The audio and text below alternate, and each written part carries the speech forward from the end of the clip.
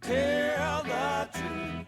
Tell the truth. Is don't start there. Like, don't like look Right. up the keywords and then try to optimize for that. I think go the other way, which is what's helpful to my audience, and then you know do those interviews and those articles, and You know, then look for the keywords that you could maximize.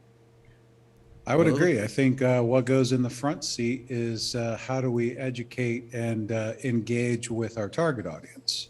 well, then, why is it such a huge thing that I run into business owners all the time that they're running B2B at some level. I mean, I don't really can't think of anybody that has a significant part of their budget in it, but they're doing a fair amount.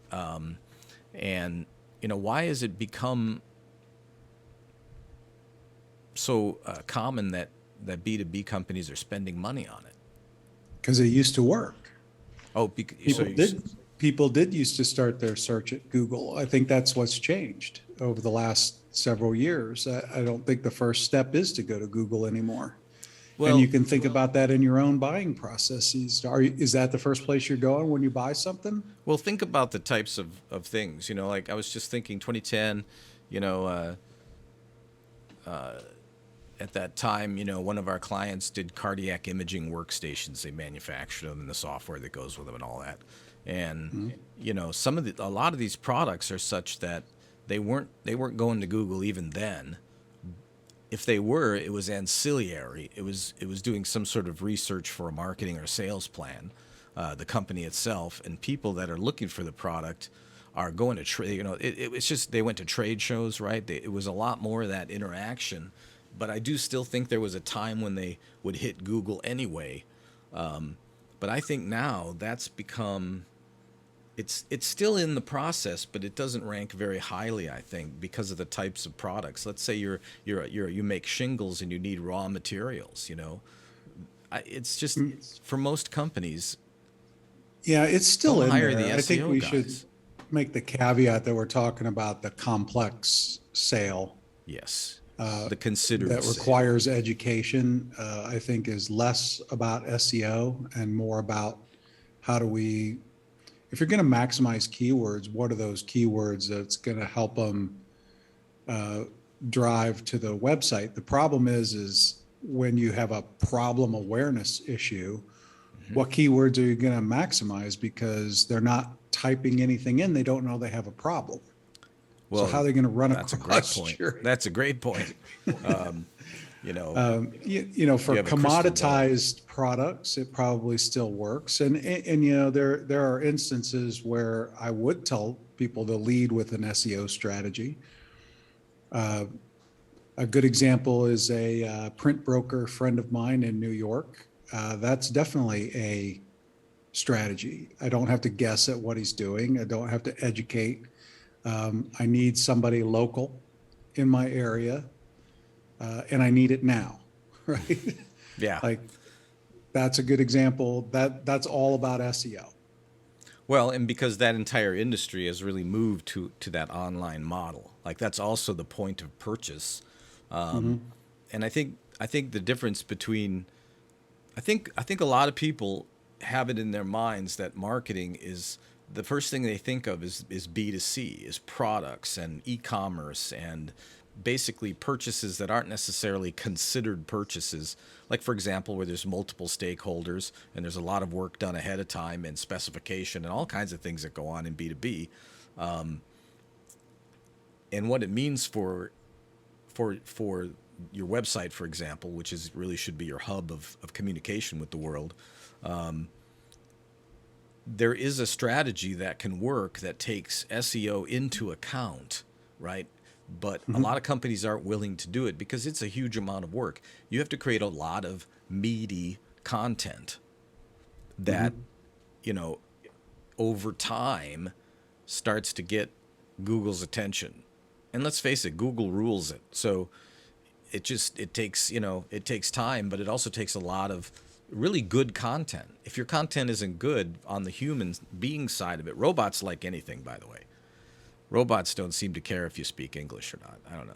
But because we've all seen that kind of copy that obviously was not written for human beings, and that's something else that I try to remind people is always remember, at the end of the day, you're not doing business with a company, you're actually doing business with another human being, and you may put some keywords in there, and sometimes it will look a little janky, but it's still readable and makes sense. I think it's when you go too far. Like the ones I like is when they say their city over and over again in like 3 sentences.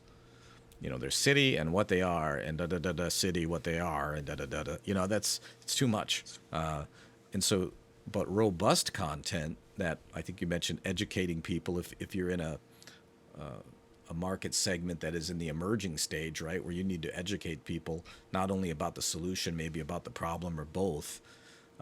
That's the type of content, and you might get some awareness and there's some value there, but maybe we're saying categorize it in the budget as such, or don't worry about it. Really, there's probably a lot of things that you could be doing with your money that are far more direct. Yeah, I think for the small company, they kind of have to forget about it because it's just too big of a mountain to climb, at least organically. On the paid side of it, if you've got long tail keywords that you can compete for relatively easily and inexpensively, that definitely show buyer intent, then that just seems like that a can rare. But it's hard. That seems rare. That seems like a rare circumstance. I even remember a couple of years ago, the SEO people were saying, well, you got to find the long tail keywords and then write the best piece of content in there. Okay, it's pretty damn hard. It is, and let's make sure everybody when we say long tail, I'm trying to remember where that book came from, or where that term came from. Was it called The Long Tail?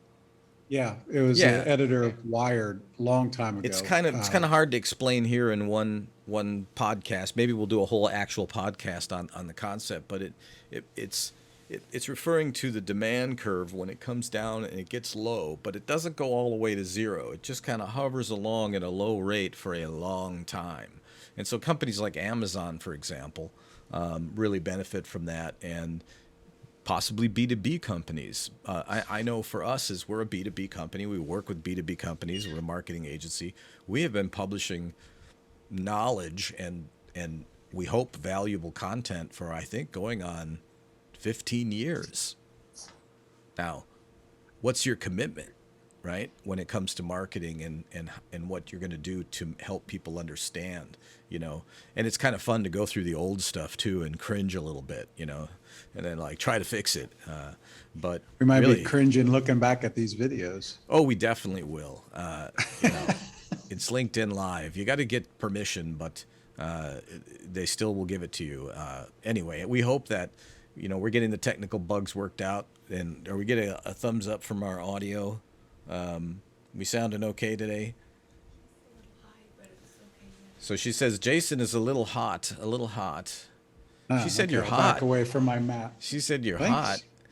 Because last time it was a little too quiet, but we appreciate it if you're tuning in. We're going to do this every Thursday at 11 o'clock, whether we're prepared or not. And I love these discussions. We don't plan these things other than maybe the title, and I'm just sharing what I think about it. And I think they can probably tell. Well, I don't know. But it does come up a lot, and I think it's important. And I think the reason I wanted to talk about it is just seeing, people die inside when they tell me about their SEO results, and they have, a B2B company, and a lot of people, people that run companies often don't have a good knowledge of marketing, and they're really trusting that person that provides the service to sell them the right thing, right? And I think one of the mistakes and we all have made it, but you might go to someone who, for example, sells hammers, and they're going to decide that the hammer is the answer. And so you go to an SEO firm, and of course, most of them absolutely, and they're not going to tell you about the long tail and that, hey, I hope you're in this, are you going to do this for real? Because we're going to get to know each other for the next few years.